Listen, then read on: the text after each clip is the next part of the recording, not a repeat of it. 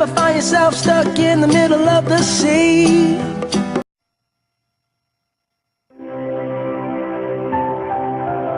What makes the Philippines more than the usual holiday destination? Some say when the gods created a Philippine island, they liked it so much, they decided to create 7,000 more. That meant having over 7,000 different views of the sun.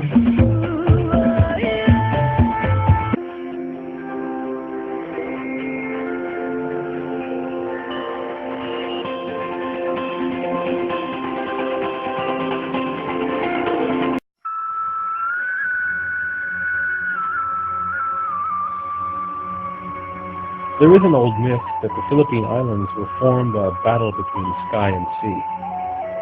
Growing tired from flying without a place to rest, a bird told the sky that the sea wished to rise and engulf it through its waves. In response, the sky threatened to cast rocks and islands upon the waters. The epic battle took place, and the rushing waves and hurling rock created an archipelago, whereupon the bird alighted gently on a piece of earth.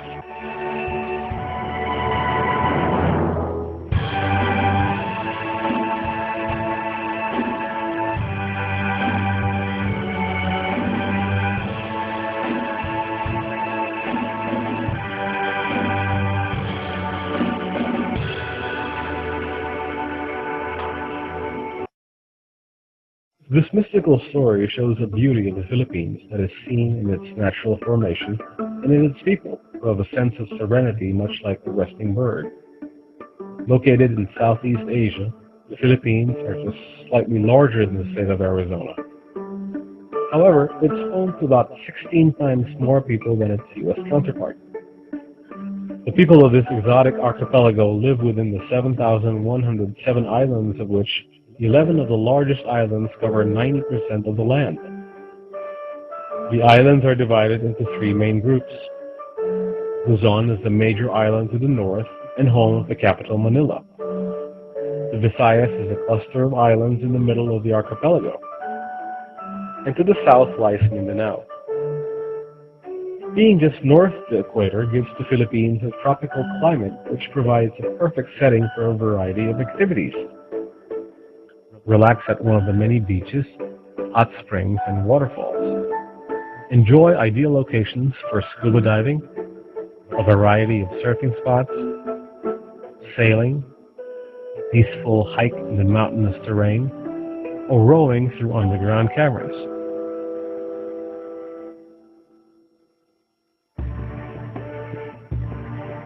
The temperature is relatively constant from north to south throughout the year. The Philippines has two main weather seasons, rainy and dry. The dry season usually begins in December and ends in May, the first 3 months being the coolest and the second 3 the hottest. Thus the most pleasant weather is usually from November through February. Given the geographic, geological, and tectonic settings of the Philippine archipelago, the Philippines is prone to earthquakes, volcanic eruptions, and typhoons. The converging Eurasian and Pacific plates are constantly squeezing and crunching the Philippines, changing its features and affecting its history. One of the most memorable eruptions took place in 1991, when a long dormant volcano named Mount Pinatubo spewed some 5 billion cubic meters of pyroclastic flow materials. Because of the immense volume of debris, the rivers spilled over and even changed courses, wiping villages off the map.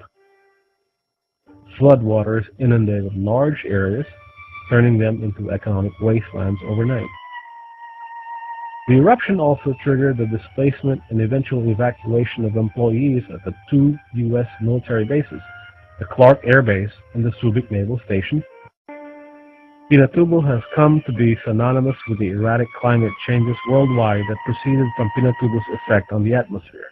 Numerous other unique geological formations dot the islands. Taal Lake, the most unique of the world's large lakes, is actually a lake in an island in a lake in an island in the sea. Past eruptions since 1572 left Taal Lake without said to be a former crater, a dramatic tableau. My own volcano has a near-perfect cone maintained by eruptions that occur only in the same place and a style of eruption that's not too explosive.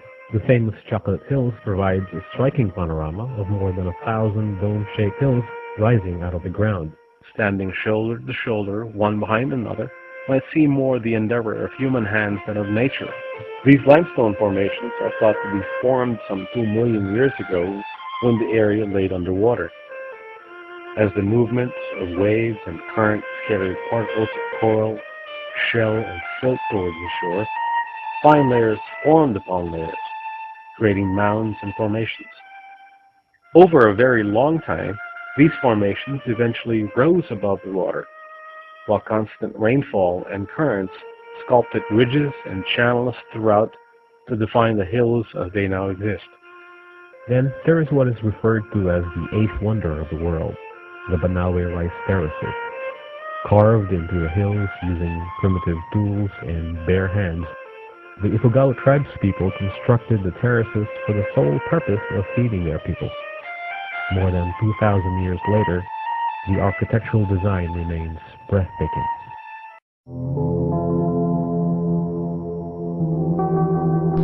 At the beginning of time, there was nothing, and there was everything. The world is made of mists, of formless and shapeless things, confusions everywhere. From this confusion rose two gods, Tungkung Langit and Alonsina. These two gods married and lived in the highest realm of ethereal space. Tungkung Langit took the responsibility of righting everything in the world. His job is to restore order in the chaos and confusion around him. So every day, he left to do his job and leave Alonsina in their home. While Tungkung Langit is responsible, Alonsina is lazy, jealous, and selfish. She likes to daydream or comb her hair all day long. And because she was a jealous goddess, Alonsina always sends the sea breeze to spy on Tungkung Langit. When the god found this out, he was not pleased. There was a quarrel. Tungkung Langit told her that it was ungodly of her to be jealous. Alonsina resented it. Tungkung Langit lost his temper. He divested his wife of her powers and sent her away. No one knew where she went. She just disappeared. Several days after, Tungkung Langit became very lonely. But he doesn't know where to find her or where to start looking for her. He missed Alonsina terribly, especially whenever he comes home after his work and finds the house empty. One day, he thought of an idea. He made the sea and earth and filled the ground with trees and flowers. He made the earth and sea beautiful so that Alonsina would see and she would come home. But she didn't. So he took Alonsina's jewels and placed them in the sky. And still, Alonsina did not come back.